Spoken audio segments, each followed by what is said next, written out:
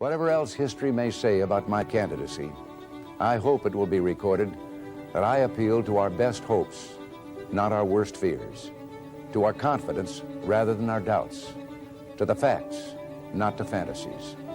And these three, hope, confidence, and facts, are at the heart of my vision of peace. It's morning again in America. Today, more men and women will go to work than ever before in our country's history. With interest rates at about half the record highs of 1980, nearly 2,000 families today will buy new homes, more than at any time in the past 4 years.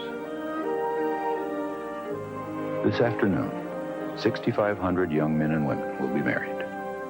And with inflation at less than half of what it was just 4 years ago, they can look forward with confidence to the future. It's morning again in America. And under the leadership of President Reagan, our country is prouder and stronger and better. Why would we ever want to return to where we were less than 4 short years ago? I was most moved, as I always am, by the young people, the youngsters, from the little ones perched on their father's shoulders to the teenagers. You get a rebirth of optimism about our nation's future when you see their young faces. They are what this campaign is all about. Renewing our spirit, securing their future in a world at peace is the legacy I would like to leave for them. So they've come here together tonight to talk about Ronald Reagan, his morning in America, and these twin beacons of faith and freedom. I'd like to introduce our next president, our current president of Grove City College, Bradley J. Lingo. He is the college's 10th president. It started in July, last July. Think about that, in the 150 years of this college, this is only our 10th president. You talk about continuity. Following a distinguished career in law and academia, before returning to lead his alma mater, Lingo served as Dean of Regent University School of Law. Under his leadership, folks, Regent just took off. He's a former student of mine. I hadn't seen him in probably about 20 years until I spoke there a few years ago. They set records for enrollment, and they rose more than 50 places in the U.S. News rankings, U.S. News and World Report rankings. In fact, they're now in the top 100. Brad was telling me that they passed my alma mater, American University Law School in D.C. So they're just doing great, and that's a real credit to him. A native of Northeast Ohio, Lingo graduated first in his class from Grove City College. He was quite literally number one out of 538 students when he graduated in 2000 with a degree in business economics. So he somehow graduated first, even with that D that I gave you in political science. So yeah, somehow he still graduated that high. I don't know how that happened. So he was a former student of mine, graduated summa cum laude in 2000. After graduating from Grove City College, Brad Lingo earned his JD with honors from Harvard Law in 2003, where he was an executive editor of the Harvard Journal of Law and Public Policy. That's a big deal. After law school, he served as a law clerk to Honorable Morris S. Arnold on the U.S. Court of Appeals for the 8th Circuit and worked as a litigation associate in the Washington, D.C. office of Gibson Dunn. He and his wife, Yvonne, delightful, wonderful, have 3 daughters, ages 9, 13, and 14. So here's Brad Lingo to introduce our 2 distinguished guests tonight. All right. Thank you, sir. Good evening. It's great to be with you tonight, and welcome to Grove City College and to our annual Ronald Reagan Lecture. Tonight, we gather not only to honor a great American president, but also to reflect on the ideas and virtues that both animated President Reagan and have inspired our nation for the last 2.5 centuries, ideals of faith and freedom. Those same commitments, faith and freedom, have also guided and animated Grove City College over the past 150 years.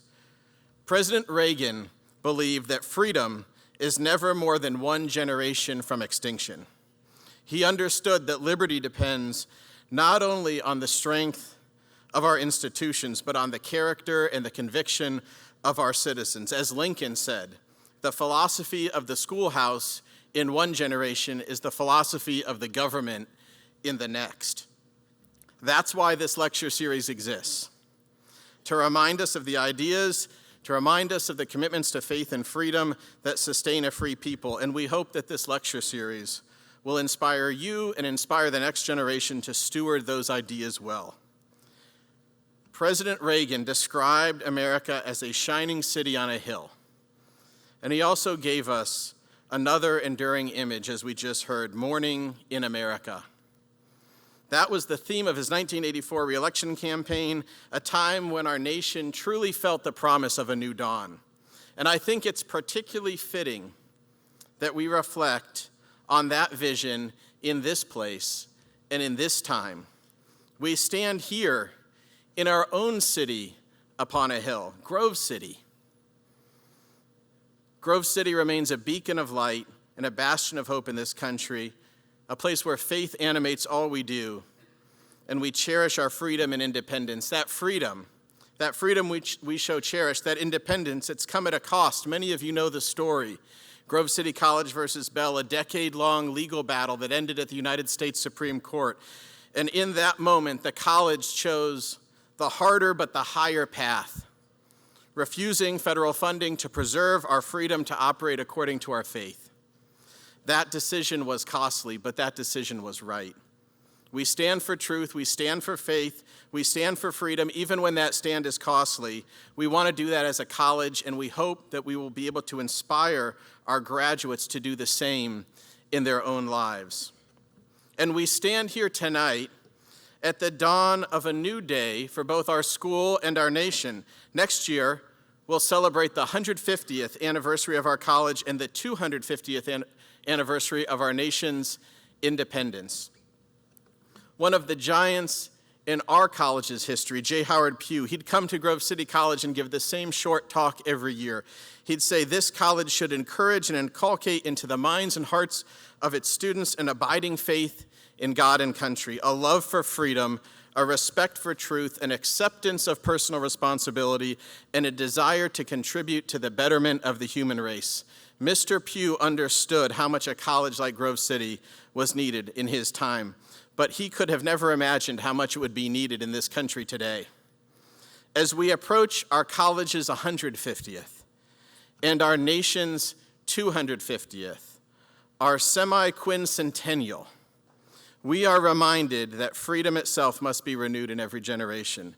And that word, semi-quincentennial, it marks the halfway point to 500 years. That word, it presumes that our republic will endure for another 250 years from now. It expresses the hope, it expresses Reagan's kind of hope, that it is still morning in America and that our best years are ahead. I believe that for our nation, and I believe that for our college, but if that hope is to be fulfilled, it will be because of institutions like Grove City College. It will be because of leaders like Ronald Reagan and leaders like tonight's speakers, and it will be because of the ideals that they champion. It is now my great privilege to introduce tonight's speakers. First, Vice President Michael Pence was born in Columbus, Indiana, one of 6 children. The grandson of an immigrant, he learned from his parents the values of faith, family, and hard work. He graduated from Hanover College, where he renewed his Christian faith, and then from Indiana University, where he earned a law degree and met the love of his life, Karen Pence. After practicing law, leading a policy foundation, and hosting a popular radio show, he was elected to Congress in 2000, where he served 6 terms. He became known as a principled voice for limited government, fiscal responsibility, educational opportunity. He went on to serve as the 50th governor of Indiana, where he enacted historic tax cuts, expanded school choice, and invested in jobs and infrastructure while maintaining fiscal discipline. In 2016, he was elected Vice President of the United States, serving alongside President Donald Trump from 2017 to 2021. In 2023, he was named a Ronald Reagan Presidential Scholar by the Young America's Foundation, and he also joined the faculty of Grove City College, where he serves as a fellow at our Center for Faith and Public Life. I know that I am not alone when I say that I am grateful both for the way that he has led and served our country with integrity, but also how he so generously and joyously invests his time in the mission of Grove City and in the lives of our students. Welcome, Vice President Pence.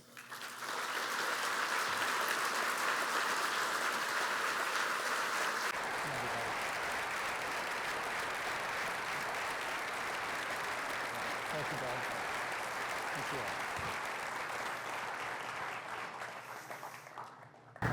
Our second distinguished guest is the Honorable Paul Ryan, 54th Speaker of the U.S. House of Representatives and the youngest person to hold that office in nearly 150 years. He was elected to Congress at age 28, where he represented Wisconsin's 1st District for almost 2 decades. Before becoming Speaker, he chaired both the Budget and Ways and Means Committees and served as the 2012 Republican nominee for Vice President of the United States. Throughout his time in Congress, Speaker Ryan was known for his intellect, his civility, and his seriousness of purpose, championing fiscal reform and opportunities for all Americans. After leaving office, he has continued that work through the American Idea Foundation, work at the American Enterprise Institute, the Center for Strategic and International Studies, and by serving as a professor of the practice at Notre Dame. In 2021, Mr. Ryan was named a partner at Solomir Capital, and in 2022, he was named vice chairman of Teneo, a global CEO advisory firm. He continues to carry on the legacy of Ronald Reagan through his work on the board of the Ronald Reagan Presidential Foundation and Institute. Ladies and gentlemen, please join me in welcoming the Honorable Paul Ryan.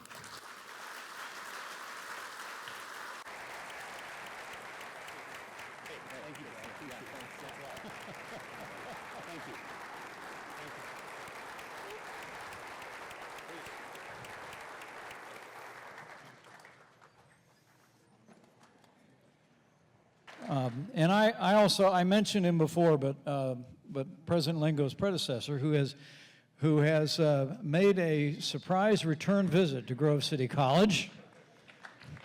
Paul McNulty is with us tonight, and someone that we've both known for a very long time. Well, first of all, it's wonderful to be here. Thank you for having me.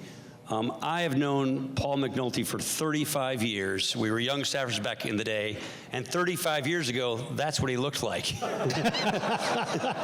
I've known you for 25 years, and 25 years ago, that's what he looked like. His hair distinguished at an early age.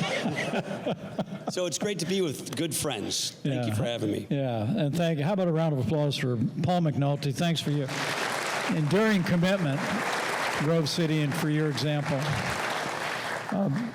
I was elected to Congress in the year 2000, but I first ran for office in 1988 when the man that we're remembering tonight at this Reagan lecture was still in the White House.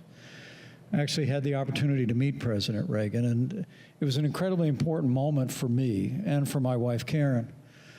It would be our first effort at elective office. We came up short 2 elections in a row and eventually would arrive on Capitol Hill a few years after you did. But Ronald Reagan was the reason I became a Republican. And literally, I started in politics, a great admirer of President John F. Kennedy and Martin Luther King Jr. I started in politics as a Democrat, but when I started to listen to the voice and the values and the principles and the idealism of Ronald Reagan, I joined the Reagan Revolution and never looked back. It's one of the reasons why Paul Ryan and I became fast friends.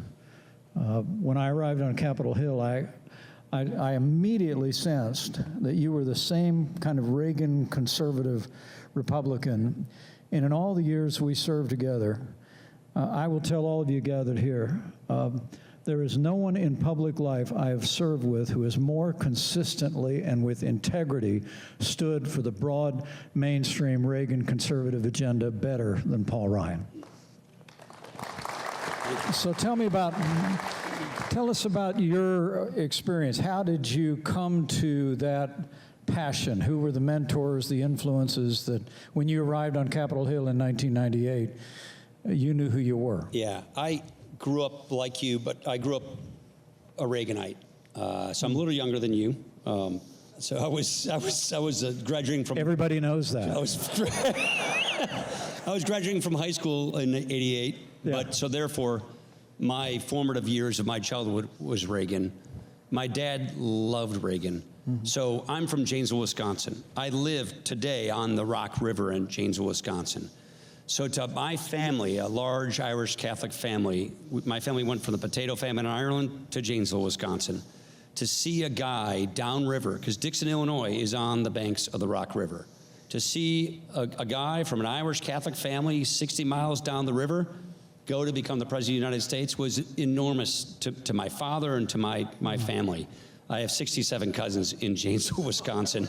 And so, and they were all like Kennedy Democrats. This is before my time, but they loved Jack Kennedy, and then they fell in love with Ronald Reagan. So I was raised on Reagan. I grew up, in a Republican family, a Reagan Republican family, but I studied in school mostly economics. I studied Austrian economics. My upbringing philosophically was, Edmund Burke and Russell Kirk and all the classics. And I went to D.C. To work as a staff economist for Jack Kemp. So I lost my dad when I was 16. And Jack Kemp, I had a lot of mentors in my life. And Jack Kemp quickly became my mentor. And Jack Kemp, for those of you who don't know who Jack Kemp was, he was the congressman from Buffalo, New York, who basically brought supply-side economics to Reagan. Right. So he was really sort of literally the quarterback, because he was a professional quarterback before he was a congressman. He was the quarterback of Reagan economics on Capitol Hill and supply-side economics. So I was raised basically by the supply-siders intellectually, and my mentor was sort of Ronald Reagan's right-hand man in Congress, Jack Kemp. So I grew up in that Reagan. So how old were you when you went to work with Jack Kemp? Right out of college. Okay. Yeah, I mean, a stint for Bob Caston, my home state senator. He lost his election right away when I got the job, and Jack Kemp and Bob Caston were very close, and Bob said, I got this young guy that you should have on your staff, for economics. And he hired me on that recommendation. Yeah, I have to tell, particularly all the young people who may not know that name, Jack Kemp. When Jack Kemp passed away, and he and I became very good friends. Yeah, I know you were. He served as a conference chairman before he ran for president, and encouraged me to run in that role that I would serve in the Congress as well. But when he passed away, I remember I said, what our movement owes to Jack Kemp can only be repaid by relentless imitation of his example. He, like Ronald Reagan, had a boundless confidence in freedom, boundless confidence in the American people, and an optimism and a commitment to a Republican Party that opened its doors to every American, regardless of race or creed or color. And so, while Reagan, you're saying Reagan was the standard and the backdrop, Jack Kemp was a mentor. He was the heart and soul of it, in my mind, in my life.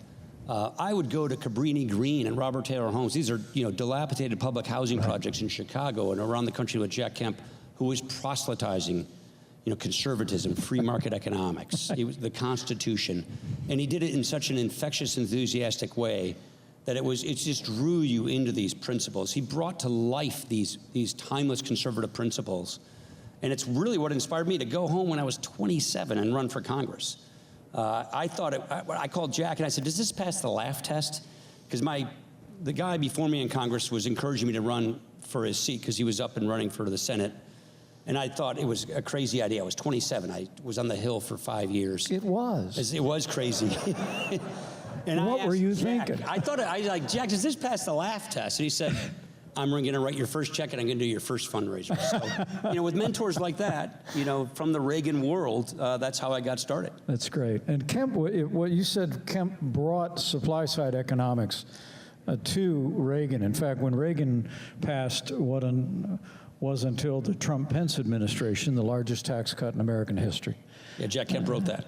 Jack Kemp wrote President Reagan. It's called Kemp-Roth. The Kemp-Roth bill. And I say to the students that are present here that he is a man worthy of of understanding and reviewing. But I knew about that impact on your life, but I never heard you speak about it quite that poignantly. I remember when Jack Kemp came in, we'd become very good friends, and this would be fairly close to when he would pass away unexpectedly and untimely.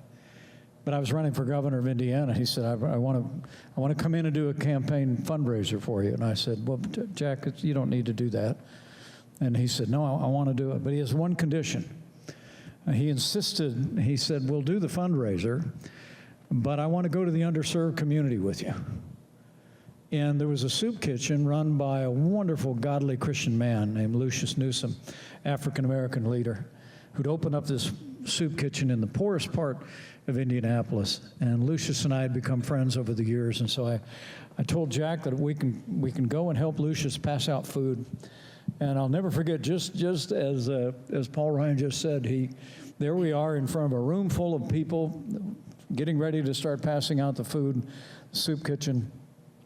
And Jack Kemp fiercely gave a speech about the capital gains tax cut.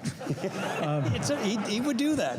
No, he would. He believed in free market economics. He believed in less taxes and less government. And you know what? The room applauded uproariously for him. And it was because the other thing I loved about Jack, and you can reflect on, because one of the things I really admire about Paul Ryan, is you since when you were in public life and since public life, you have never stopped leaning into and reaching out to the underserved community, the poorest of the poor. It's what I do in my post-congressional life now. And I expect Jack Kemp had a big impact on shaping you in that regard. But he always would talk about it as being part of the party of Lincoln. Yes.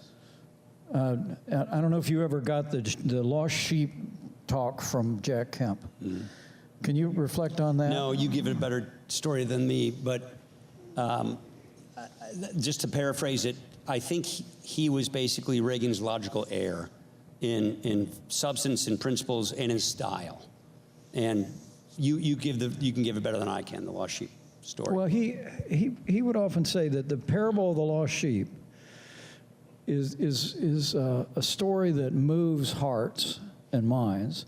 And it actually, I learned from him that it spans a number. We all know where the Bible tells the story about that, where Jesus speaks about the lost sheep and going after the one lost sheep. But Jack said it's actually a tradition that emerges in many faith traditions. But the principle is not the message that it sends to the one lost sheep that is found, but the fact that all the rest of the sheep see the value of one.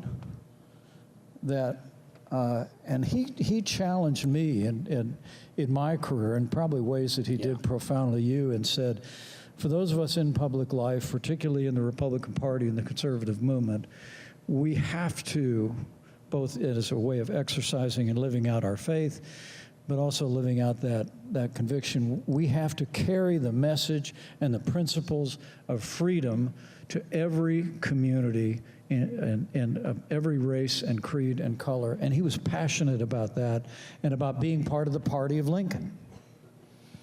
No one did it like him other than Reagan, obviously, but he really would take these principles that we all believe in, these conservative principles that we proselytized in Lincoln Day dinners and in great colleges, and he took it to the corners of America that never heard it and never saw these messages. And he was so enthusiastic about his principles that he really brought people over. Yeah. It really was. You remember Kemp Roth was passed with a Democrat Congress. Could you imagine, at that time, the biggest tax cut in history passed through a Tip O'Neill run Democrat Congress? You imagine that today. You think Nancy Pelosi and Chuck Schumer are going to work, one big beautiful bill through? It's just not the kind of times we're in. No. That's the power that Jack Kemp had of persuasion. Yeah, and he went over people's heads to the public and made it popular, so popular that he got the other party to support the biggest tax cut at that time in history. But there was that enthusiasm, and the man we're remembering in this lecture tonight really had that same confidence in the American people and the same deep conviction that our principles and our deals and our values resonate with every American. and was determined to carry that message to every American in every community. That's a conservative message. I just finished a manuscript of a book that's going to come out, trying to answer the question about, what conservatives believe. Yeah. And it's available for pre-order on Amazon.com or where all good books are sold. Now, what is conservatism to you? But before we talk about what it is today in many people's minds, what are those roots of that Reagan conservatism, that Edmund Burke, that Russell Kirk? What are the 2 or 3 things that immediately come to mind for you? Well, I think you have to go back to core irreducible primary principles to really understand what conservatism is. What is it you're trying to conserve as a conservative? And when we say conservative in this time, what we mean really is classical liberals, a classical traditional conservative. And if you want to go down to philosophy, which I think is important, and in epistemology, I'm a Catholic, so I'm a big fan of Aquinas. Thomas Aquinas did a great job of stitching together Aristotelian logic and reason with the gospel and with Christian theology, and he stitched it together in a seamless way. And that, to me, gives you a very primary foundation of natural rights and natural law, which is pre-government and is an incredibly important set of principles to endure, to hold, that are absolutely timeless. And the manifestation of those principles was first articulated in the Declaration of Independence and operationalized in our Constitution. And they work beautifully. Right. And these are timeless principles that have as their offspring freedom, free markets, liberty, self-determination, and the institutions that we defend and support: faith, family, Catholics call it subsidiarity, but it's like federalism. There are lots of operating principles that are built on top of that architecture of natural rights and natural law that give us a free society, that give us a moral society, that give us sort of an operational code of conduct for us as human beings, as individuals, and as public officials, and as a government, at all levels. Right. That's what we're seeking to conserve as conservatives. That is not, I think, what is dominant in our party right now. Populism is a good thing. I was just with Milei 2 Saturdays ago, right before his election, down in Argentina. Love this guy. He's the president of Argentina, the guy with the goofy lamb chop sideburns and the hair all over the place. He's an economics professor. He was an Austrian. He taught Mises and Hayek at the university level in Argentina. And this is a basket case country. Argentina was once a very, very serious country, a country rich in every resource, human resource, natural resources. And then the leftist Peronists took over and just destroyed their country for 80 years, a little more than that. And this guy is a populist. He just won a massive midterm election, massive turnout, won. And that's populism tethered to core principles. Right. His populism is directly tied back to these conservative, universal principles and truths. Right. That, to me, is good populism. The kind of populism we have today comes from the left, which is the progressivism populism, but we have a lot of this populism on the right, which it's almost full horseshoe. These 2 wings of this type of populism is not rooted in these core principles. So populism untethered to core principles, but tethered to a cult of personality, tethered to whatever is deemed popular in the given day and moment, is not what I would call principled populism. And the problem I think we have is we don't have that kind of a conservative movement like Ronald Reagan did. Ronald Reagan, for those young people here who didn't experience Reagan, he was a populist, but he was a principled populist. Right. He made these principles, he breathed life into these principles and made them relevant to our day and our time. And he showed by applying these critical principles to the problems of the day, we can make morning in America. We can have a shining city in the hill. We can solve our problems. And he did it in a very infectious, enthusiastic way. So he was no stick in the mud, but he also was no pushover. You know, I paid for that microphone. Right. That's the line he used for the young people. He fought for his principles in a joyous way that made everyone feel like they're on board. Yeah. A very inclusive, inspirational type of conservatism. And regrettably, I don't have my phone because I gave it to somebody on the side here, but, you know, the challenge we have today is we're living our lives by the algorithm. We're living our lives in these cul-de-sacs where the algo reinforces our prejudices, our biases, and the economic monetizational model is to polarize us, is to look at life as a zero-sum game, and it's not. Life is a positive-sum game. But regrettably, the kind of populism I think that we're seeing today is zero-sum game populism. Yeah. Well, you could give that answer a round of applause. I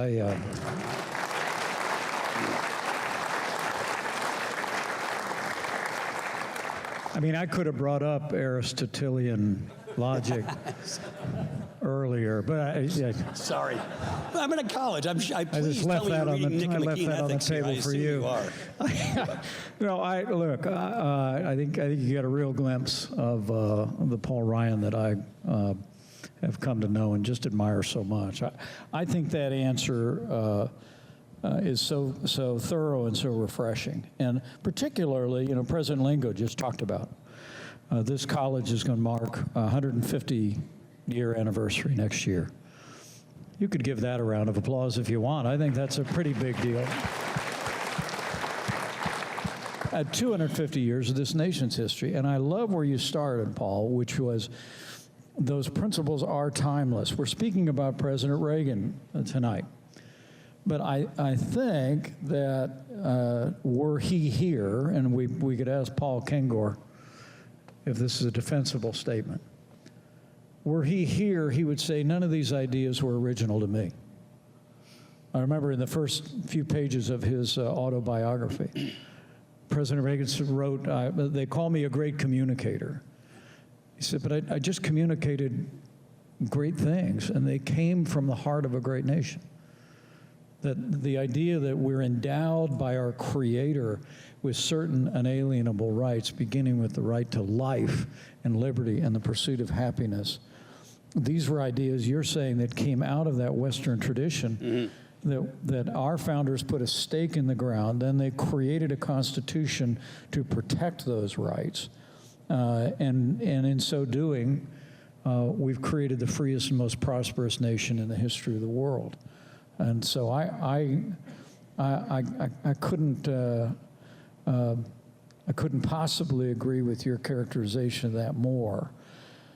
But on the populism front, I like the way you broke that down, because part of I don't know if I mentioned I wrote a new book, but part of what I try and deal with is you certainly have the progressive left that has in so many ways overtaken the Democratic Party. And taking them in many respects off the cliff, but there is a populism on the right, unmoored to conservative principle, that is moving the Republican Party and the Republican movement, in many ways, in some ways, off of that foundation. Absolutely. But your point is whether it be Reagan or before him when Barry Goldwater runs in 1964, that there was this consistent commitment to principle and the guardrails of conservatism that then were popularized by political figures, beginning with President Reagan and those of us that were in his progeny, I believe, in the years ahead. But give us an example, if you will, about where. And look, people here who don't know me well should know I'm incredibly proud of the record of the Trump-Pence administration. I mean, we rebuilt our military, we revived our economy, we appointed 3 conservatives to our Supreme Court that sent Roe versus Wade to the ash heap of history where it belongs and gave America a new beginning for life. I give the president all the credit in the world for that, but I also want you to know that one of the reasons why it's a privilege to be sitting here with Paul Ryan is because apart from those judicial appointments that are confirmed in the U.S. Senate, none of the rest of that could have happened without the capable and principled leadership of Speaker Paul Ryan of Wisconsin. I remember, I'll give you an anecdote, and then I want to talk about where things may have shifted from because I think you look at the record of the Trump-Pence years, it was a conservative record. And the current direction of our party is in some respects still conservative, still on that course and heading, but I want to get your sense of where it is. But I want to give you one anecdote. So when I was being interviewed, the other thing he and I both have in common is we both ran for vice president. One successfully. Thanks for pointing that out. But when I was being interviewed, I don't know how it went with you and Mitt Romney, but when I was... I think the process is a little different. It was a little calmer, a little quieter. And I remember and mine took place in a golf cart. Right? Mine was in the kitchen. Yeah. But I'm in a golf cart at Bedminster, and he's interviewing me in the summer of 2016, along with some other noteworthy Americans about joining the ticket.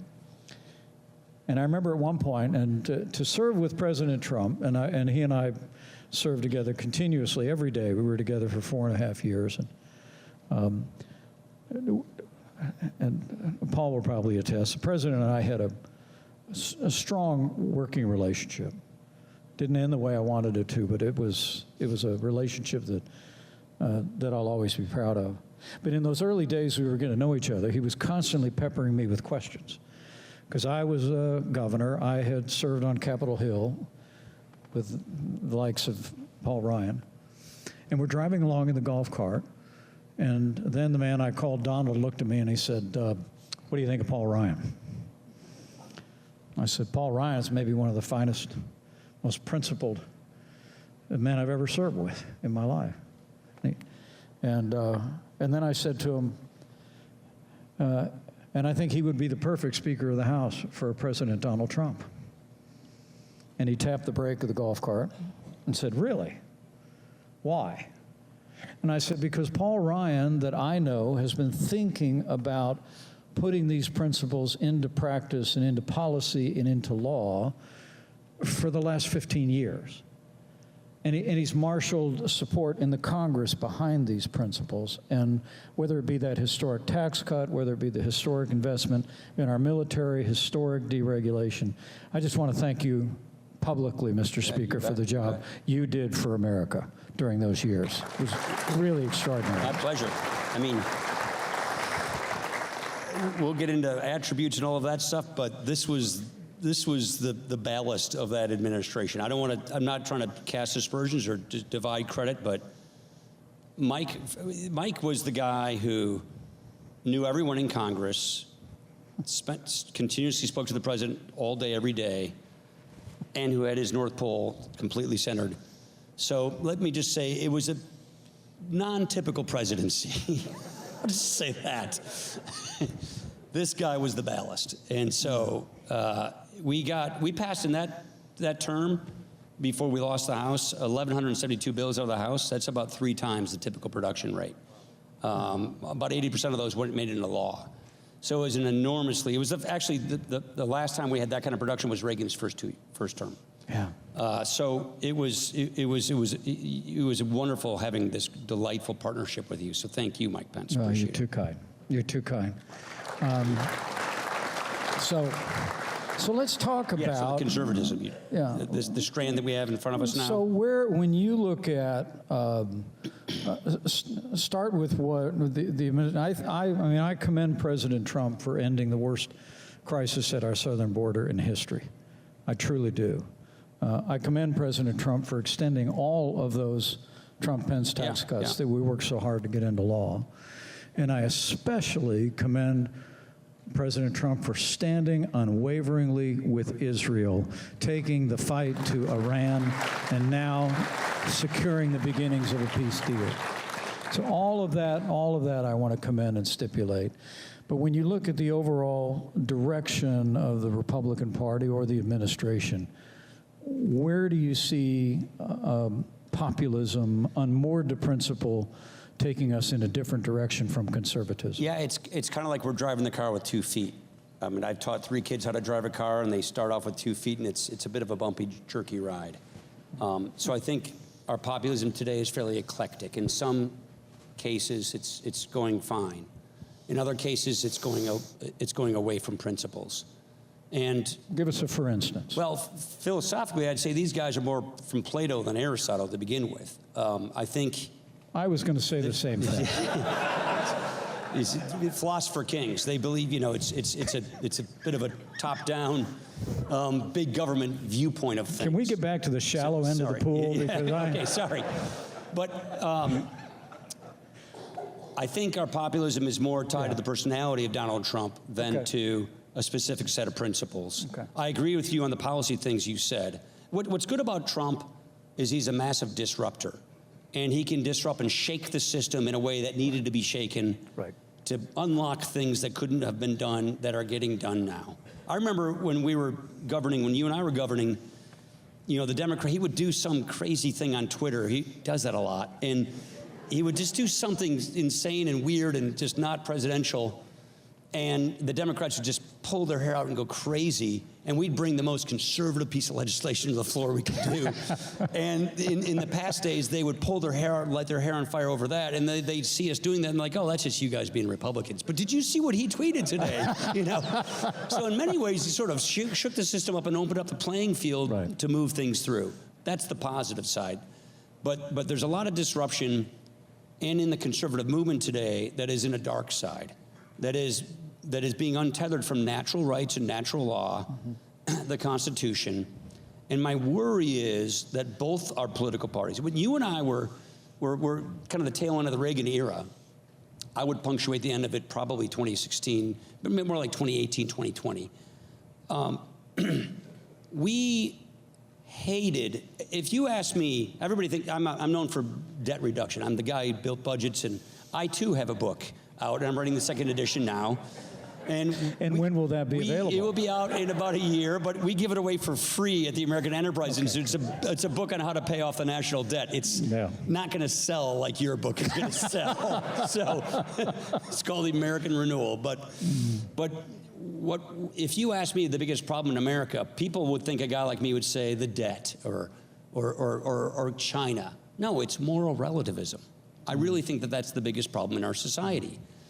My worry in this day and age is both populisms that are coming from the left and now from the right are morally relativistic versions of populism. So both of our parties are kind of the parties of moral relativism. Might makes right, the ends justify the means. The most important principle is just getting elected so that they're not elected. That is not the end of this. The end of this is these principles that built this country that we care about. Life, liberty, freedom, self-determination. Our rights come from God, not from government. Those things are important. And the kind of populism that is dominating both parties is not that.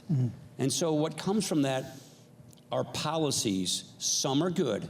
I think the president's Middle East policy is perfect. It's really great policy. I think his regulatory policy is fantastic. His tax policy is in good place. When it comes to dealing with the debt, not interested because it's not considered popular. And the party is not where you and I passed budgets. When we were together, we passed 6 budgets. I wrote 4 of them that balanced the budget and paid off the debt. We raised the retirement age. We converted Medicare to a premium support system. We block granted Medicaid. In today's dollars, the last budget we passed together, you were a conference chair at this time, would have cut $11.6 trillion out of the baseline today in today's dollars. They barely got the votes to cut $1.5 trillion in this last One Big Beautiful Bill budget. To give you a sense of that, our budget for this 10 years is $89 trillion. That's what our government's going to spend over the next 10 years.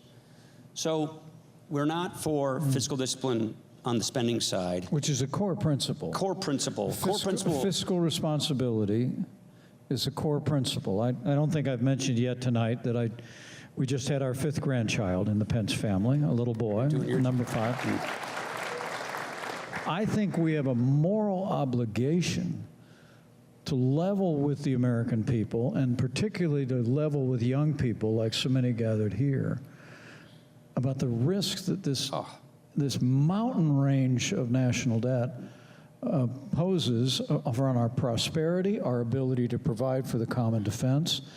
And when I look at my grandkids, I have no other thought. I can't look at my 5 perfect grandchildren and say, this is your problem. I mean, when I ran for president back in 2023, I think Nikki Haley and I were the only 2 candidates that were not only talking about the national debt, but about the need for compassionate and common sense entitlement reform.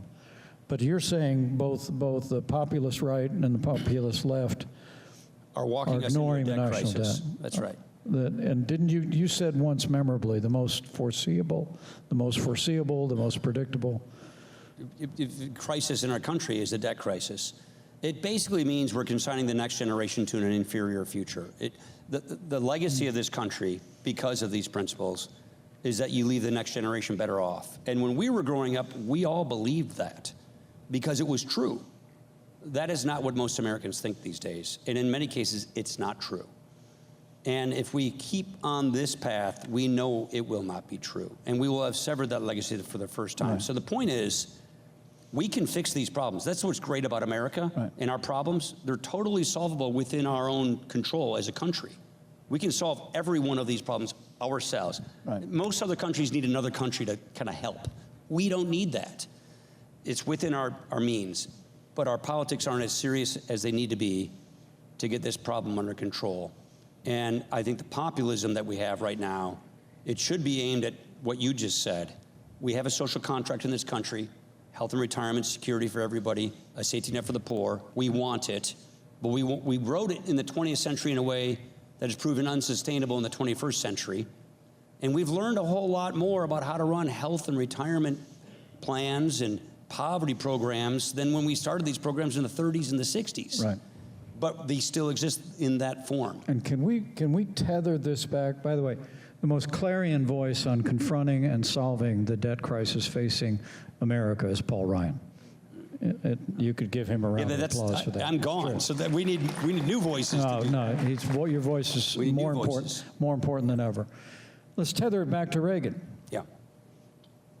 President Reagan, Tip O'Neill, actually increased They made Social Security solvent for a generation. They increased solvency for 25 years. Yes. They gradually raised the age of retirement in ways that nobody ever noticed, and they did it in a bipartisan fashion. That's right. There were a couple, a couple of Irishmen. A couple of Irish guys. Yeah. You wouldn't know from me other than the white hair that I'm Irish. My grandfather, Richard Michael Cawley, immigrated to this country, and that's the kind, when we talk about the need for restoring a threshold of civility in our politics, it's that threshold, it's that foundation that allowed that to happen. Yeah. A couple of guys that fought hard, they fought for their interests, but at the end of the day, locked arms discussion and went forward as Americans. Right. I'd say the other thing, to get to your question about where today's conservative movement populism, I think, is deviating from core principles. Yeah, please. Is in the separation of powers. And in this particular case, it's fresh in my mind because they had oral arguments yesterday in tariffs. Right. So my old job before I was Speaker was Chair of Ways and Means. That's the committee in charge of our tax and trade laws. And so I spent a lot of my career in the trade law area. This law, the Economic Emergency Powers Act, IEPA, which is what's being deliberated at the Supreme Court, is a sanctions law. It's not a tariff law. The word tariff doesn't exist in it. So Congress in this law did not, I'm an Article 1 guy, it didn't designate to the president this kind of power to whimsically, on his own, tariff like the whole world or countries. That was not delegated from Congress to the executive branch. I would say this, that's my opinion. I believe, Paul McNulty will correct me if I'm wrong, he knows this stuff better than I do, that the court will uphold this reading of it. Article 1, Section 8 of the Constitution. Power to lay and collect taxes is in the legislative branch. Collect taxes, imposts, duties, which is what they called tariffs in the time, is to the Congress. And not to any one individual or not to one executive. And And I strongly agree, and we've been very public about that at our little foundation in Washington, that you frame it as an issue of separation of powers, though, that I also think it's bad economics, but you teach Austrian economics here, right? Yeah. I mean, so you have Mises and Yeah, so, okay, so you guys know what I'm talking about, right? So, Yeah. I appreciate what the president's trying to do. It came up in the oral argument yesterday that even the Solicitor General for the administration conceded, I think his number was 80% of the cost of tariffs are paid by Americans. I mean, the truth is tariffs are paid by the importer in this country who makes the purchase. And so American businesses and American consumers pay the vast majority of American tariffs. It is a tax. And on that, I love what you said. I agree with you heartily. It's bad economics. Yeah. It's a tax increase on the American people. I think it's inherently inflationary. I think it's inherently stifling growth. But the separation of powers issue, the constitutional issue at the core of this, is even more important. Yeah, so I fault it on that principle that it's, in our opinion, a violation of the separation of powers. So it's constitutional fault.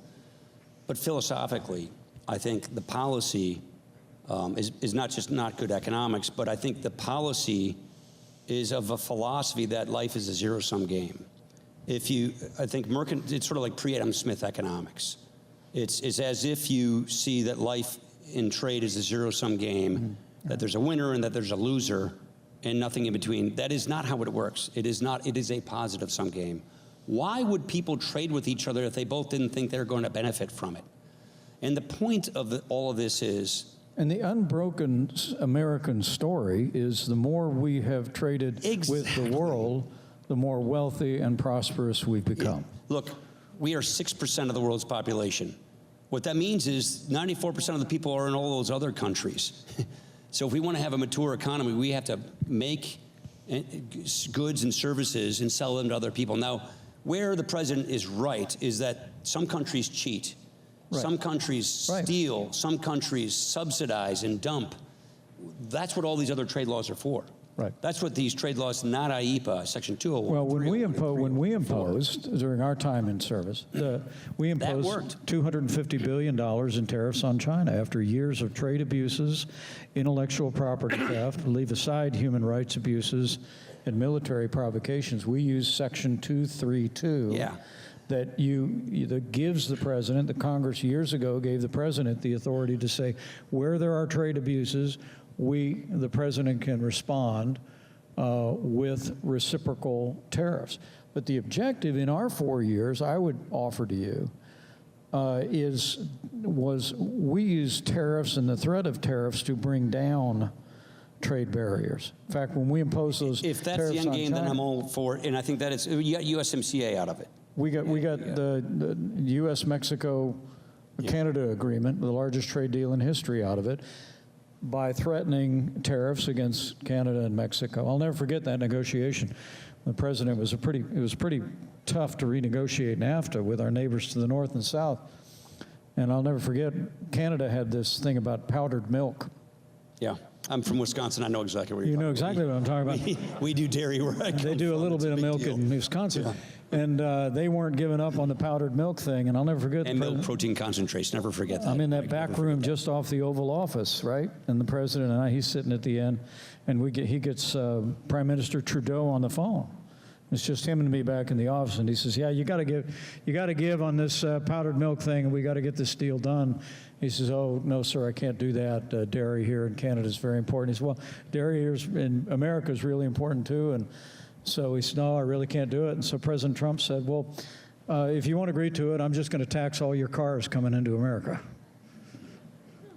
There's this long silence on the phone, and Prime Minister Trudeau said, "Well, that would destroy my economy."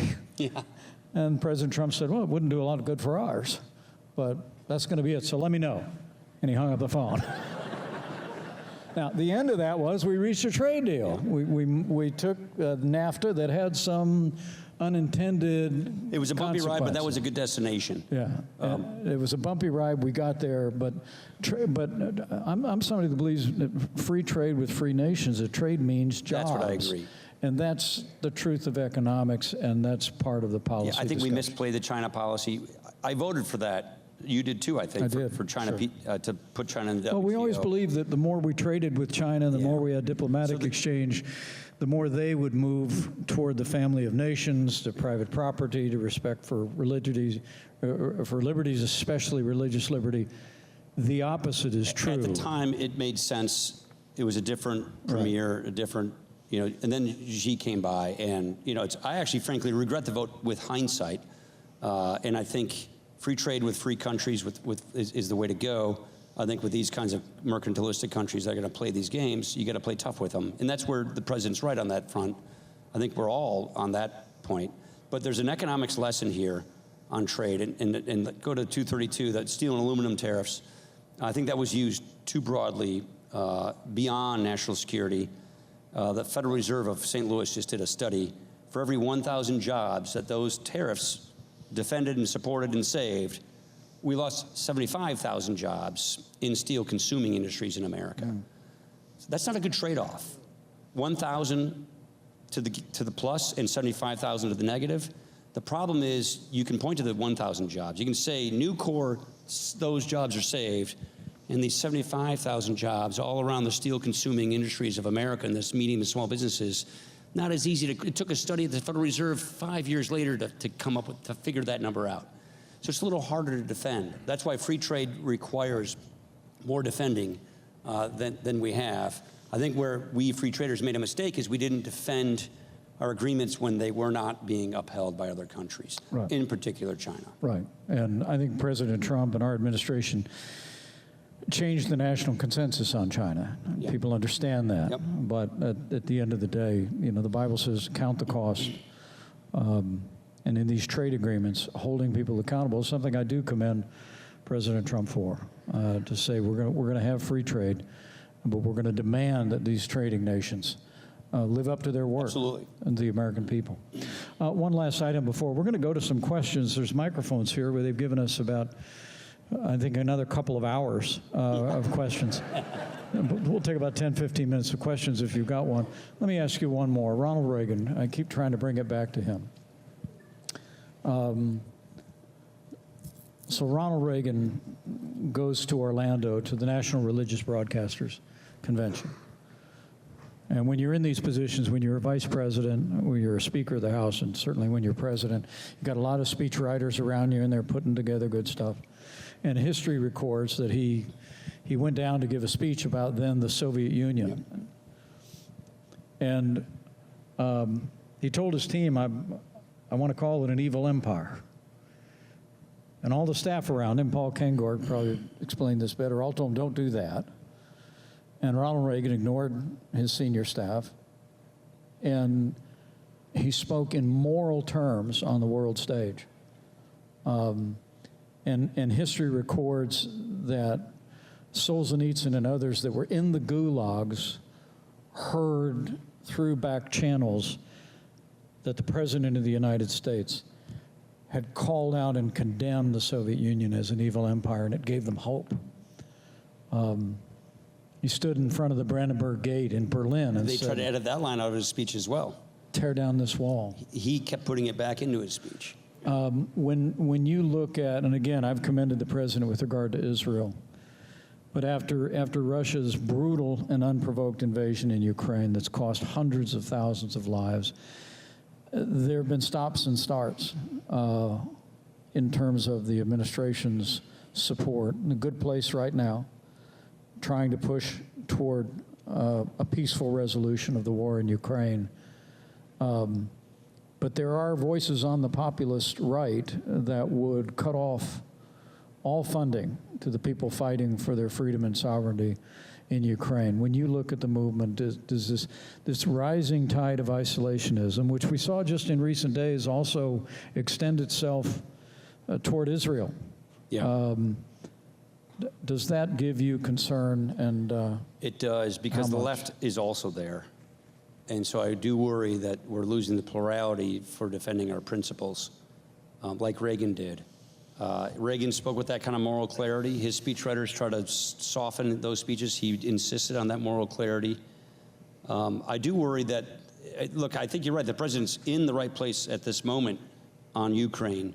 I asked my successor in Congress, a guy who, was very close to me, he was on my staff, about the last Ukraine vote, that Mike Johnson, my successor, almost lost his job over this. They tried to recall him, or there's a technical term, but they tried to vacate the chair on him on this. He survived it, but it was an act of moral courage. Yeah, it was an act of moral courage, and Speaker Mike Johnson said, "I'm not going to be the speaker that hands Ukraine over to the Russians." And my successor in my old congressional district said, "This is politically the hardest vote he's taken all year." That just tells you how the sand has shifted in our party, in the conservative movement on this. And so I do worry that there are those kinds of voices in the conservative movement that are again, back to the moral relativism, might makes right point. The anti-Semitism that is, it's always been over there on the left, but it's now, percolating over on the right. Very dangerous, very insidious, very immoral. And so that's the kind of moral clarity that a good conservative movement would normally have just pushed to the ash heap, off to the corner, under the side. Now, when you take these votes in Congress, it's like a hard vote to take. So I do worry that the state of the populism on our side is drifting into these darker corners. Away from Reaganism. I said last night in Erie with Paul McNulty, I said that I think there's no place in the conservative movement for opposition to support for our cherished ally Israel, and there's absolutely no place in America for anti-Semitism. And I want to commend Grove City College for taking the lead on this issue now 2 years ago.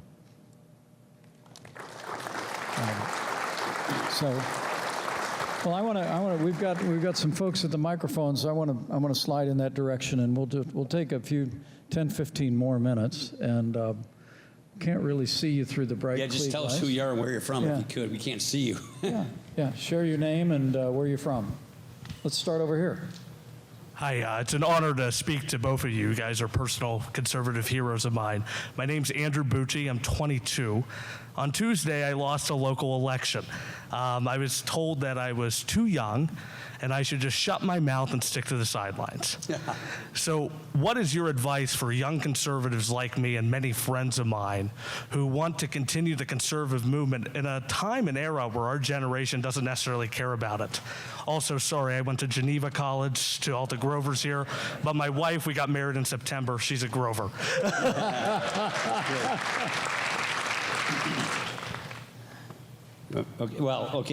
So I was a young guy when I got started in politics. My mom gave me probably the best advice, frankly. She said, "You have 2 ears and 1 mouth, use it in that proportion." And I had this, when I was running, I was 27 when I ran for Congress, and I had this guy, I was trying to impress him with all my knowledge of policy in Congress, because I was a policy guy. And he's like, slow down, just wait.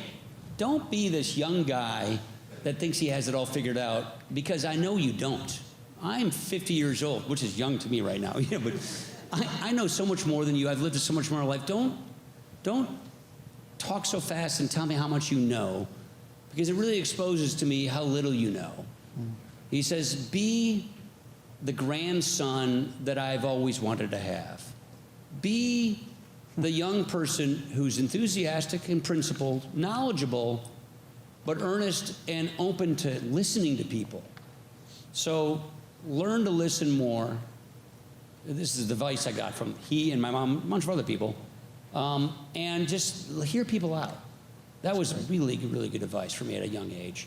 And also, I'd say you got to kind of let the game come to you. What I mean when I say that is, don't let ambition cloud your judgment too much, because you'll cut corners. You'll compromise on principles. That's what's happening with our conservative movement today, which is people are so ambitious in such a hurry, and TikTok says do this, and Instagram says do that.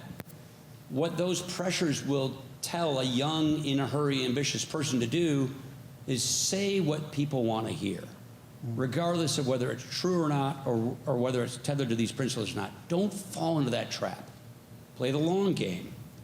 So figure out how to articulate these principles in today's modern society in a way that's persuasive and inclusive and appealing, that gets people enthusiastic about where you're trying to go, and do it in a way that is, because you're 22, so just about everybody else is older than you. So I look 40. do it in a way where they want to see you succeed. They want to nurture you and help you. They don't want you, telling them how smart you are. That was just the kind of advice I got, and that's sort of the advice I pass on.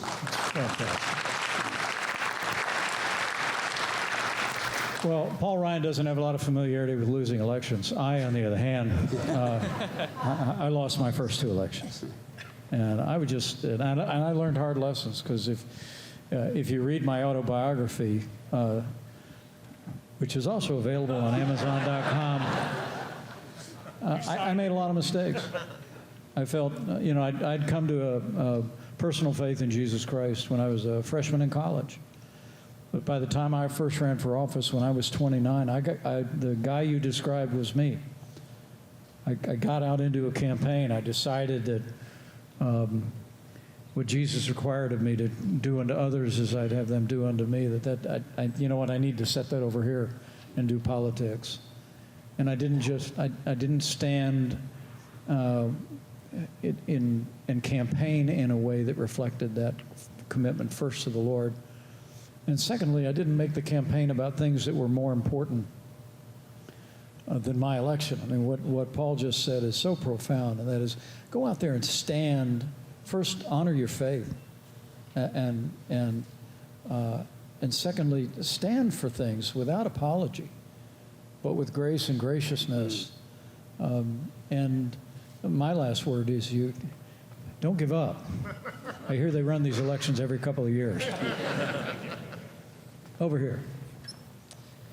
Hi there. My name is Eli Wick. I'm a freshman here, 18 years old, and my question is, how can classic conservatism be upheld and remain popular in a world where radicalism and entrenchment are so enticing? Your turn to start. Okay.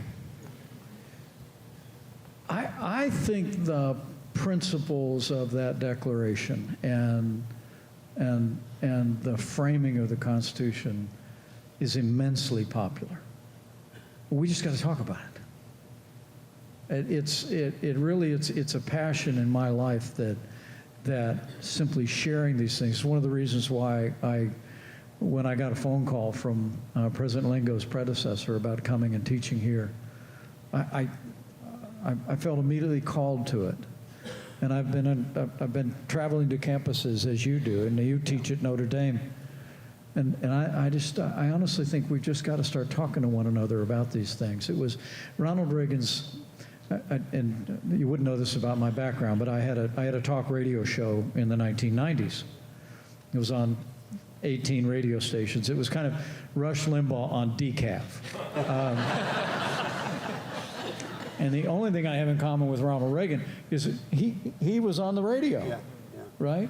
He was on the radio in Iowa as a sports broadcaster, and I remember hearing one time he said after he left office that everybody thinks that being in the movies is where he learned to be a great communicator, but he said no, being on the radio is where he learned to communicate. And he carried that ability just to speak to the American people in plain terms about our ideals and our values and our aspirations. And so I'd say take those timeless principles that Paul Ryan just described so eloquently and go out and tell them to the world. And you'll be astounded how people come to you and come to our cause. Yeah, I think, attention spans are shorter. Social media is different. I can't give you good advice on how to best navigate social media. That's up to your generation to get to figure that out. But you have to, these principles are timeless principles. They're not like yesterday's principles. We need new ones for tomorrow. That's what the progressives and the alt-right think. These are timeless principles, so you have to understand these principles. I assume you're a freshman here. You said you're 18? Yes, sir. So read all of these classics. I assume you're going to learn this here, because this is a great place that teaches all of this.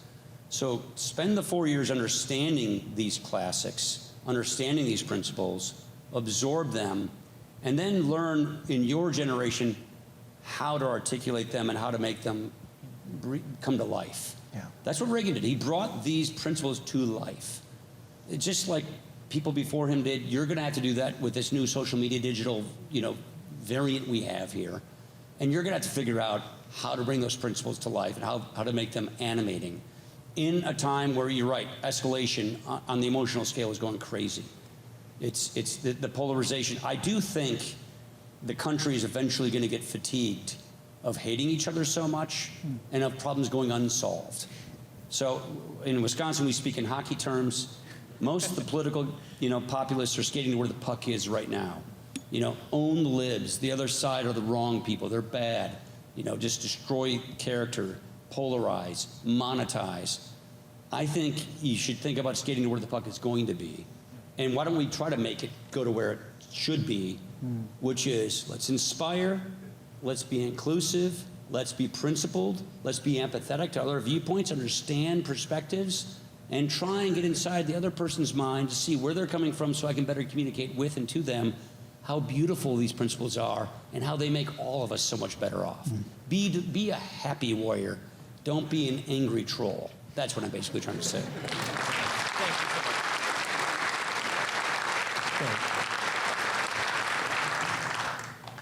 Hello, my name is Daniel Rodenbeck, and I attend college right down the road at Slippery Rock University. Unlike here at Grove City, it is not a very conservative campus, a lot of liberal ideology. What is the best way to combat that? I'm a member of the Turning Point chapter there, and we get a lot of hate of being a conservative Christian on campus. So how do I show my values there?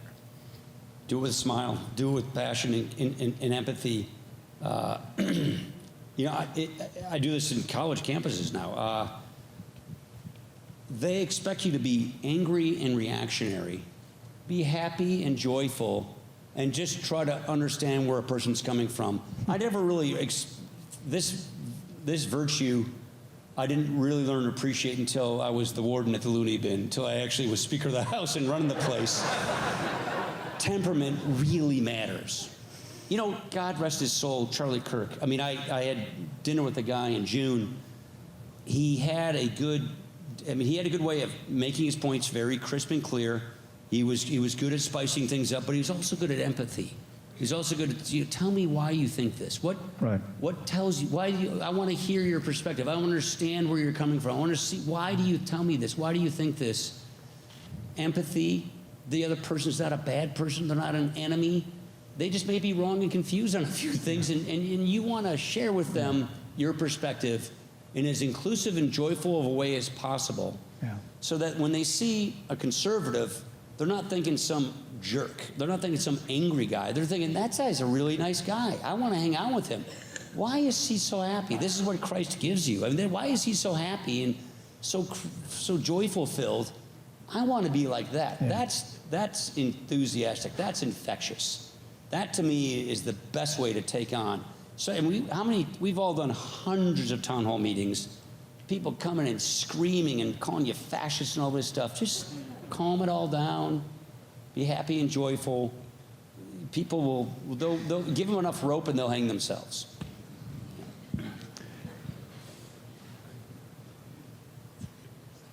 It's such an important question, and you're not going to get a better answer than that.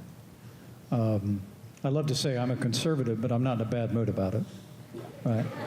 And there's this idea that conservatives, are pursed lips and angry and trying to tell people how to live. And when you're not that way, when you put into practice what the Bible says about always be prepared to give a reason for the hope that you have, but do so with gentleness and respect, it's incredibly disarming to people. It really is.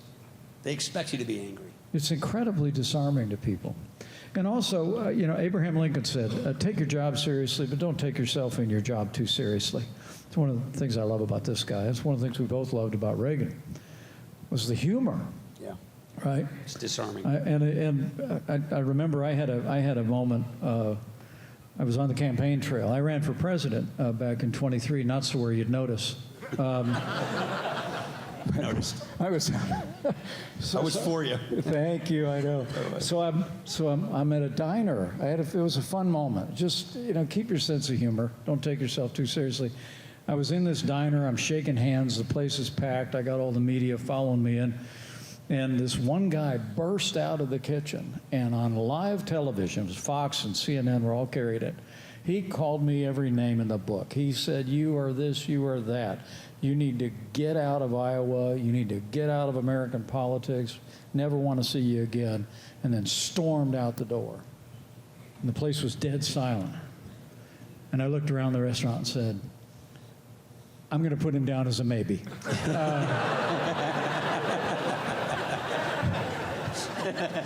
You gotta keep your sense of humor. Absolutely. About this, and it'll attract people, I promise you. Because I love where Paul Ryan started this conversation. These principles are timeless, totally. And there's a reason that they're timeless. It's because they're true. They're grounded in a right understanding of human nature, and in what it is that we have been endowed with by our Creator. And we speak in those terms. You'll draw people to you, I promise you. Over here. Oh, sorry. Hello, my name is Richard Andrews. I'm 19. I'm a sophomore political science major here. My question is, what advice would you give to young conservatives for pursuing truth and being true to the pursuit of truth in the world that we live in, and especially in the field of politics and media? I'll take a short stab and then you go. Okay. Okay? I think, look, I would use this time in your life to develop the qualities of the inner man or the inner woman that will serve you when your time in leadership comes. And it doesn't have to be political leadership. You may be leading a family, you may be leading a business, but you may be called into public service. And I, what Paul just said a minute ago is there's a tendency when you're young, like one of our earlier speakers, to kind of be in a hurry. Yeah.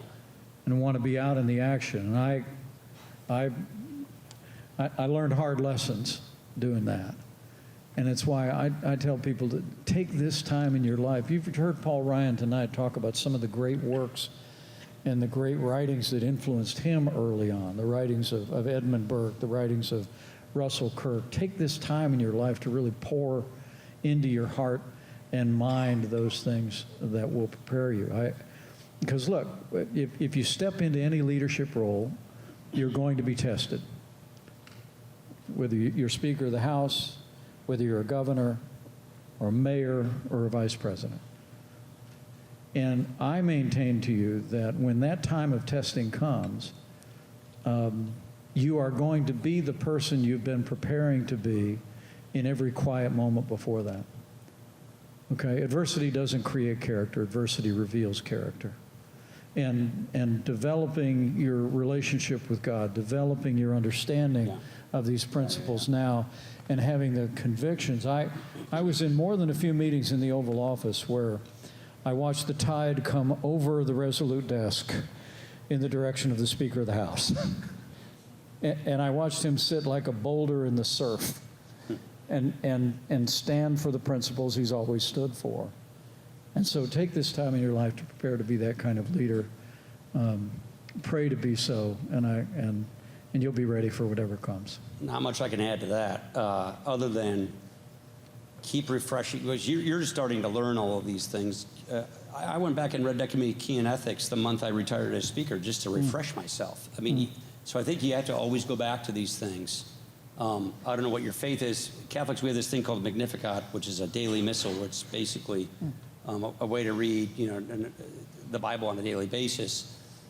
The point I'm trying to make is you have to build habits in your life that keep these core principles and your beliefs and your faith in the front of your mind. And life is not a fake it till you make it moment. Life is building good habits of character that you keep with you in the front of your mind daily, so that when opportunities present themselves, you're ready to seize upon them. The practical advice I would have is, you mentioned politics, communications, media, get internships. You know, a lot of guys will fly in and get a job on Capitol Hill, men and women, and then they'll say, gosh, I majored in this. This is what I studied in college. I'm here, and this isn't what I thought it was. So I'd say learn early on what these professions are really actually like.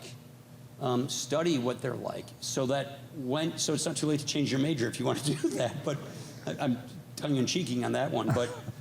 But get exposure early to these vocations, so that you have a better understanding of what they truly are, right, so that you can better prepare yourself. And just remember, there's a lot of people in politics these days who do the fake it till you make it. I'll pass over those principles. I'll leapfrog these ideas. I'll get that understanding later. I just want to, perform and arrive at success. You don't arrive at success. You earn success. Yeah. And that is through building and curating principles and habits of your daily life. Amen. Well said. Please. Evening. I am a liberal. I was raised in a household full of Humphrey and Long and these great sort of men from the last century. And I wrote in you, sir, last year because I felt like Trump did not have the moral fiber to be the president. And I thought, as someone who isn't really a conservative, but who doesn't feel like he is in his own, who feels like his party has left him, what would you say to me? Where do I fit? How do I want to say this? Yeah. Where do I fit in this broader sort of, yeah. Well, I think first and foremost, a party or a movement can't be all things to all people. It has to be about certain principles. But there can be honest disagreement in the way those principles are implemented among our fellow Americans and fellow conservatives. But for my part, I would tell you, come on in. Yeah. Come on in, the water's warm. It just gets better and better. You're going to find out, because I honestly think we're not for these principles because Ronald Reagan's personality was compelling at a time in your young life or time in my young adult life. It was because we heard these principles articulated, and then we began to deeply examine them and see them put into practice. I mean, I often tell people, I think the conservative agenda is not just right for the Republican Party because it's a pathway to winning elections, although I believe our ideas are popular and can win elections. But I think these are the right ideas. I mean, the belief in the unalienable right to life, the belief in liberty and in limited government, the belief in America as the leader of the free world. These are the very foundational principles that have literally created unbounded prosperity and security for the American people and always will. So I encourage you, keep coming our way, keep studying, and the door's wide open. And I ditto, but I'll concede if you don't, that's fine. When I was a young conservative, we were, they called us neocons back in those days. I never really thought that was a perfect word, frankly. We were the classical liberal, free market conservatives, pro-trade, peace through strength, supply-siders. And Clinton beat Bush 1, and I was a think tank guy at the time with Jack Kemp and Bill Bennett. Bill Bennett was my other boss, a mentor of mine as well. And we fought Pat Buchanan and the paleocons. That's what they were called in those days. They were sort of more big government guys, and they were anti-trade, anti-immigrant, and a different view of conservatism. And we had a whale of a fight. Paul McNulty was in this fight too. We had a whale of a fight. You were a Dick Armey guy, I was a Jack Kemp guy. We fought the paleocons for 8 years until, one of our guys, Bush 43, wasn't exactly in our, but close enough, until he got the nominee and then became president. And now the paleocons won this round. It's always churning within movements and parties. Right. So I would say the paleocons are really basically MAGA now. In your party, or in the left, the progressives have won the day. They didn't before. I mean, Bill Clinton, not Hillary, Bill Clinton was a DLC Democrat, a centrist Democrat. He gave us welfare reform. He gave us a bunch of, he cut a lot of deals with Republicans because we had divided government. But he took on his party from the inside and won the moment for an era. The progressives won it back. That's where they are now. So get involved. If you don't want to come with us, which I prefer you would, get involved inside your party and go fight for your strand. That's what we do. It's constantly happening like that. Right now, the progressives have dominated the Democratic Party, and MAGA paleocons have they call themselves NatCons now. Yeah. They've dominated our party for the moment. Yeah. That's always changing. Yeah. But the most important thing is you're an American. Yeah. Decide what you believe and go get involved in the life of this nation. Get involved. God bless you. Thank you. We're going to take two more. How about this young lady over here? And I think we have one more over here. Please. Good evening. My name's Lillian Foose. I'm a freshman. I'm a special ed major here at Grove City. My question for you is, how did the attempted assassination of Ronald Reagan impact the conservative movement in his time? And how does that compare to the attempted assassination of Donald Trump? And how do you think that will impact the conservative movement of our time? Well, I remember vividly both times, of course, but it was Sister Yvonne was my teacher, and Sister Evelyn was our principal, and she came on. I was in the 4th grade and told us President Reagan had been shot, and they dismissed the school. We went home and watched it on television, and then I ended up working for Jack Kemp, and one of my closest friends You and are coworkers. really making me feel old today. I'm sorry. My coworker was a guy named Rick Ahern, who was Ronald Reagan's advance man. Yeah. You know Rick Ahern. Rick just passed away, but Rick. I knew Rick. Rick was the guy holding his handkerchief to James Brady's head, who had gotten shot, and he was the advance man. So I went over there. They call it the Hinckley Hilton. That's the Hilton, the Washington Hilton, where John Hinckley shot Ronald Reagan, and walked me through all of what happened. It was a very sobering thing to see. And that was 1981. And this just now happened. And Trump has had 2 attempts in the campaign. So this is, the radicalization is getting worse. And this is happening all over. I mean, how many, the two of us, I bet you, we couldn't count on our hands how many death threats we've received. You get used to, you kind of numb to it, frankly, in public life. It's wrong, it shouldn't happen. You had it internationally. I wish I had some good answer for you other than each and every one of us has an obligation and a role in our community, in our society, to de-escalate these things, to de-radicalize, and to value human life, and to value people with different views and perspectives, and to empathize with their perspectives, and not consider our fellow citizens some sort of enemy. They're our fellow citizens. Mm-hmm. You could applaud that. I almost got a free hand.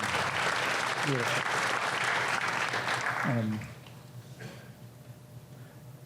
Look, I'm still heartsick about what happened to Charlie Kirk. The moment that I heard, Karen and I were landing in Indianapolis on a plane, when I heard that shots that rang out not far from here in Butler, Pennsylvania. I just immediately grabbed my wife's hand and we prayed for the president. Even though the reports seemed to be positive, I remember when Ronald Reagan was shot, they didn't know he'd been hit. But for the clear-eyed judgment of his Secret Service detail that said, we're taking him to the hospital, we're not taking him back to the White House, the 40th president would have been lost to his family and to history on that day in 1981. So I grabbed Karen's hand and I prayed for my friend and immediately grabbed my phone. I urge every American to join me in praying for the president. I thank God he was spared. I truly do. And the person responsible for that attack on the president was taken down that day.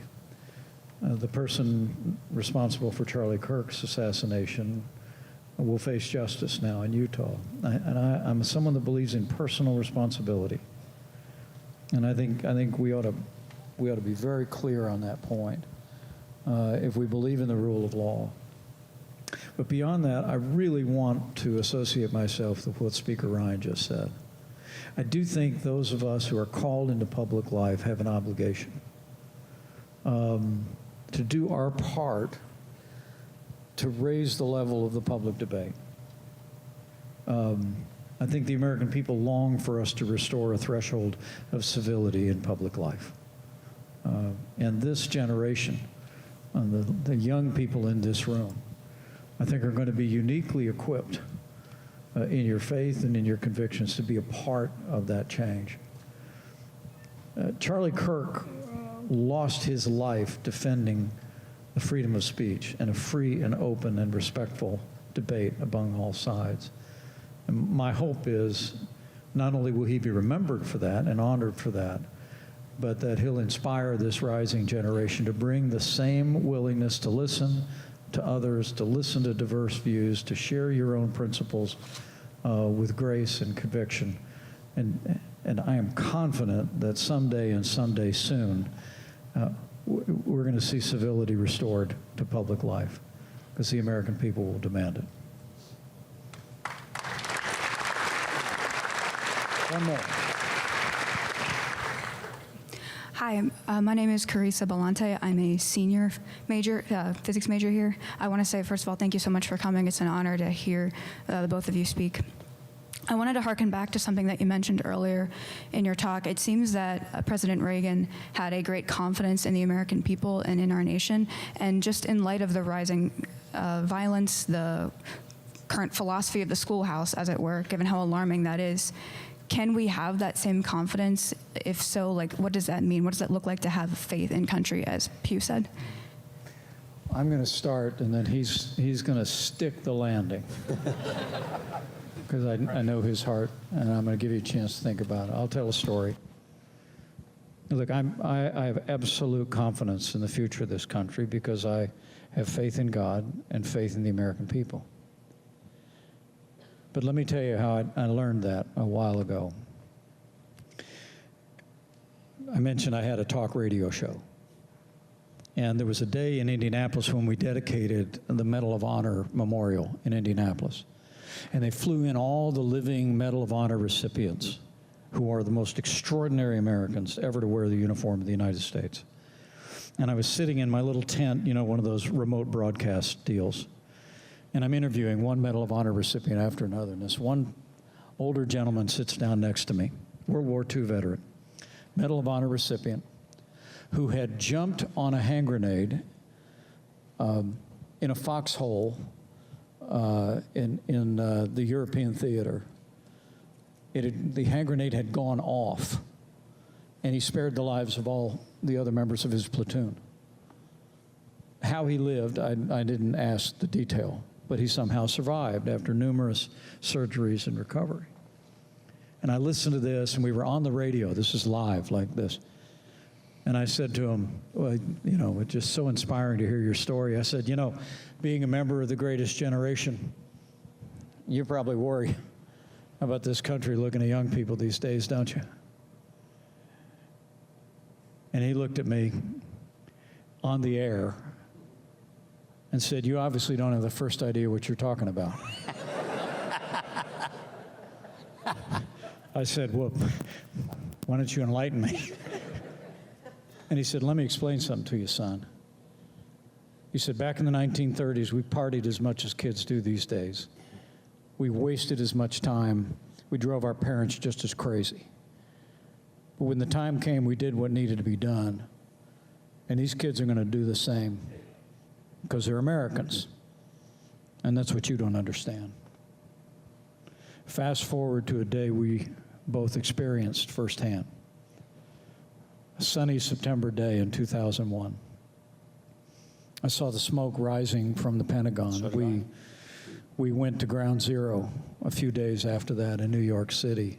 Weeks after that, I took my family to Shanksville, just down the road, to see that white cross stuck in the field to mark the final resting place of American heroes and those they defeated. But what I remember most was the next day in every small town and big city in America, there were lines around the block at every recruiting station in this country. Men and women stepped forward to protect this country. And my first thought was that old soldier. And he was right. And I watched that generation go to war, protect this country, prevent this from ever happening again in the days that have followed. And it's my faith in God and my faith in them and in you, the American people, on which I place my hope. So be confident.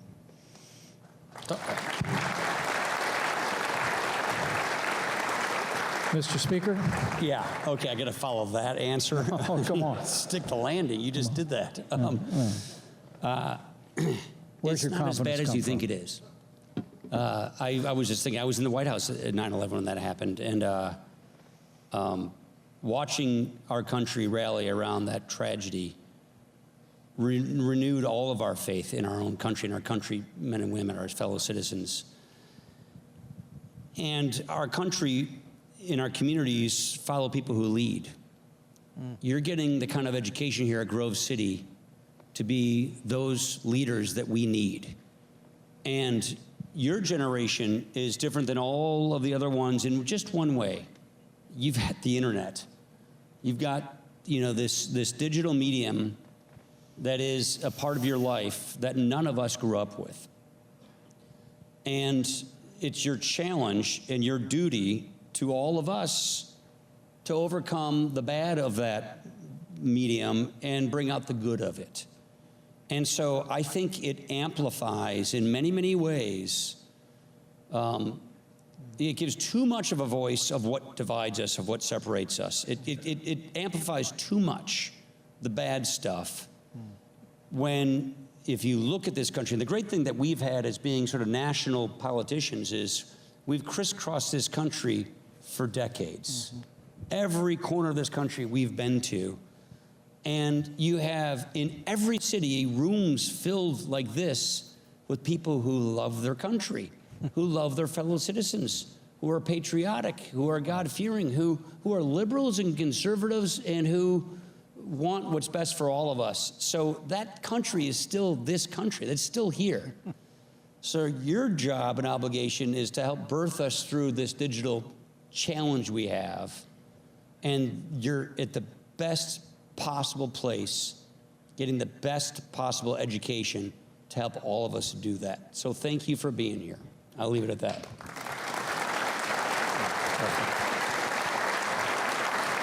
Your answer. Join me in thanking Speaker Paul Ryan for coming here to Grove City College.